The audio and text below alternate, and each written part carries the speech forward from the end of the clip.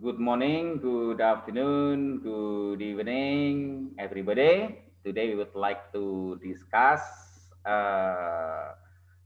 setelah kita bahas tentang animals, tentang fauna, flora, then today we would like to discuss about natural phenomena. The natural phenomena is about hail, ya, hail or hailstorm, ya, hailstorm, ya, hailstorm seperti apa? Nanti saya bawakan di belakang ini, ya, hail atau hailstorm, ya. Hail atau hailstorm seperti apa? Oke, kita lihat. Yes. Oke, good.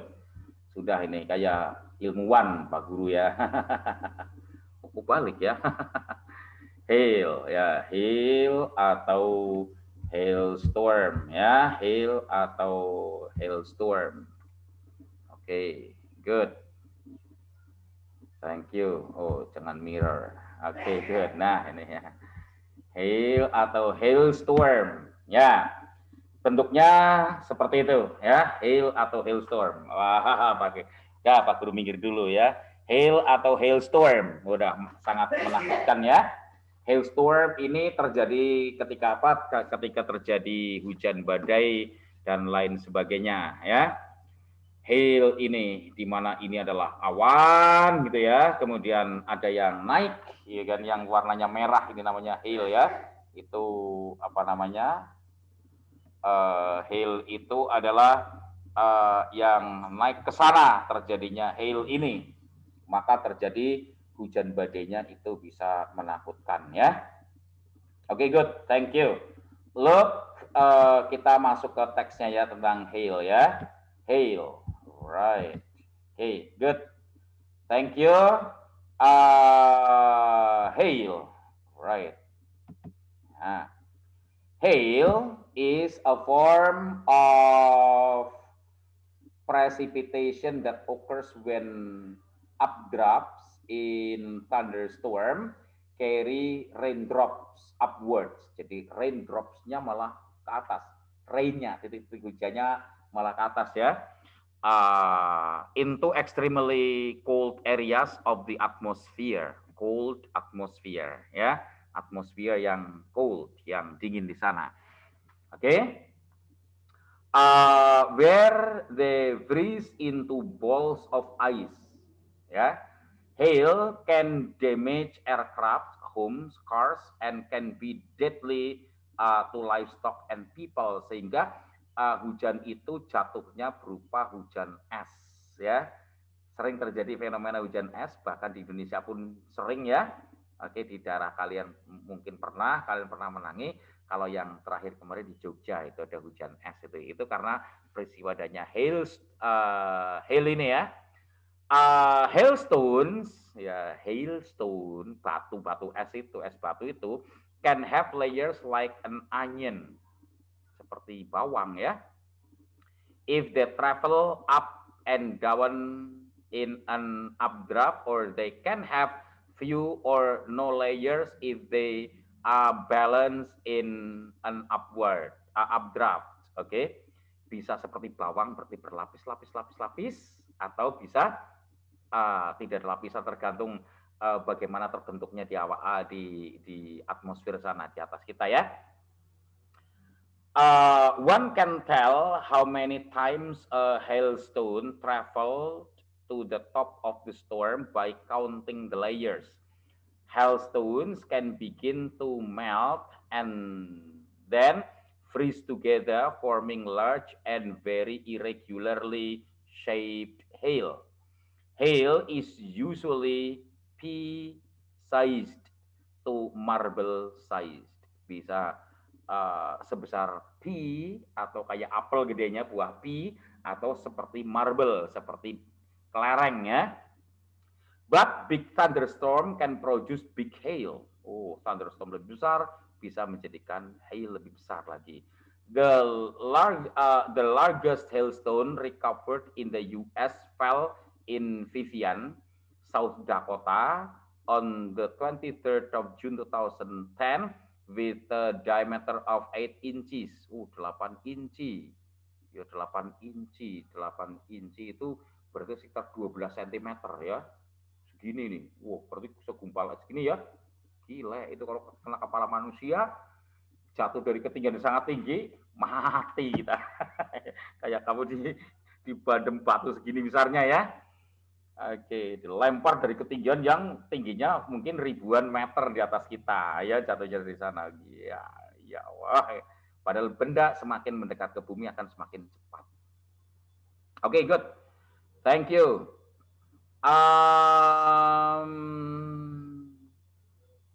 Yeah, and circumference of 18.62 inches.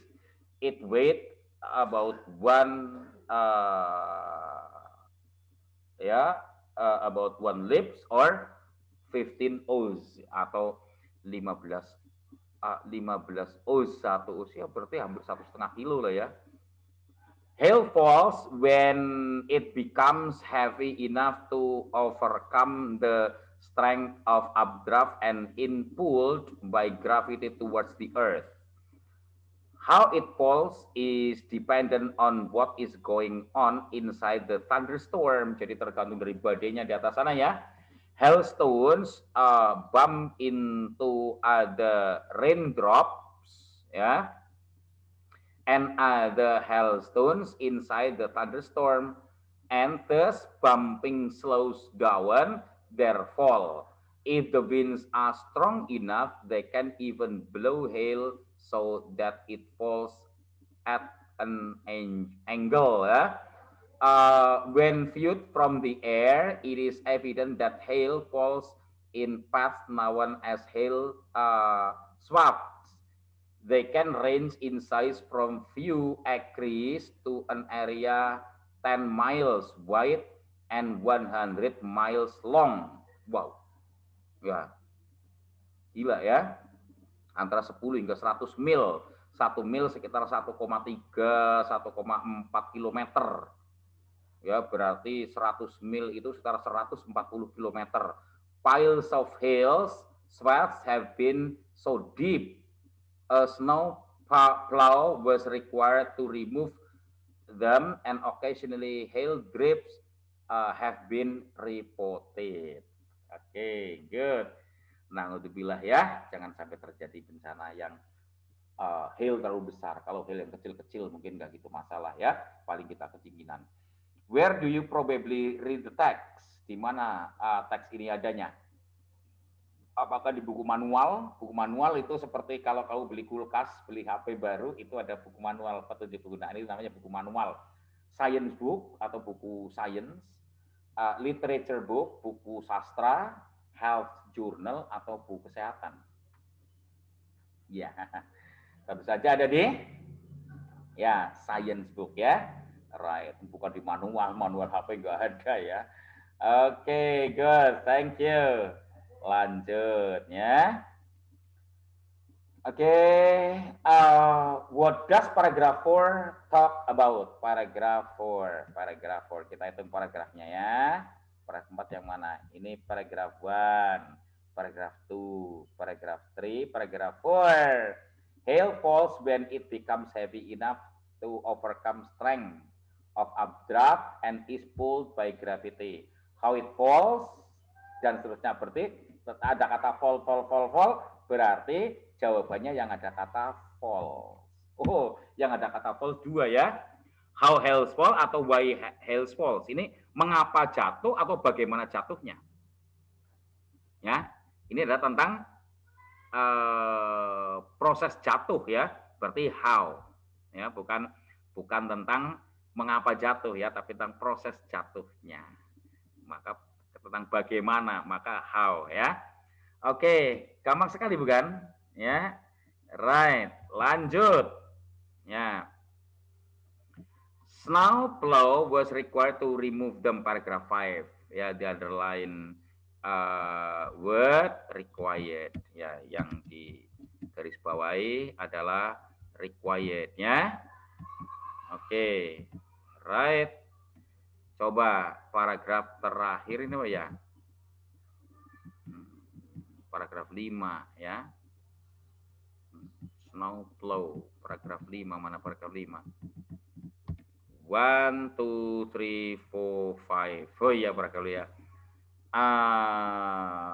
Bla bla bla bla, they can range. Nah, piles of hail have been. Ini kalimat hampir terakhir. Piles of hail, sweat have been so deep.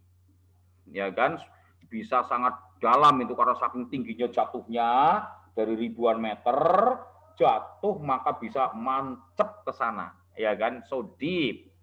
A snow plow itu bajak ya. Jadi alat yang digunakan untuk membuang, ngeduk ya, ngeduk snow, ngeduk salju, was required.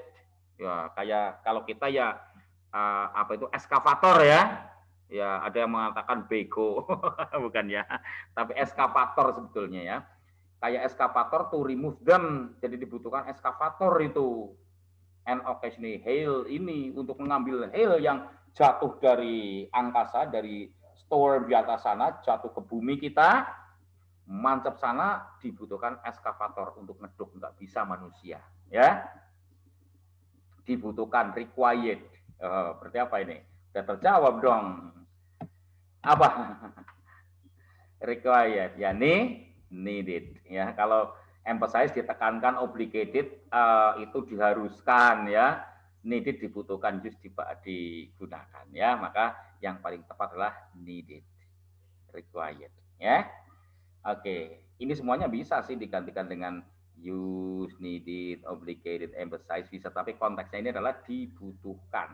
Eskavator bukan diharuskan ya. Apakah hail itu harus dikedokkan? Enggak, ya kan biar aja dalam tanah enggak apa-apa, kurang pegawai. Tapi kalau untuk penelitian kan harus dikedok juga, gitu kan? Lanjut. Oke, good. Wah, right. Ini nanti tinggal teks yang satu teks yang terakhir setelah ini ya. Thank you for your attention ya. Right. Ya, silakan dipelajari berulang-ulang.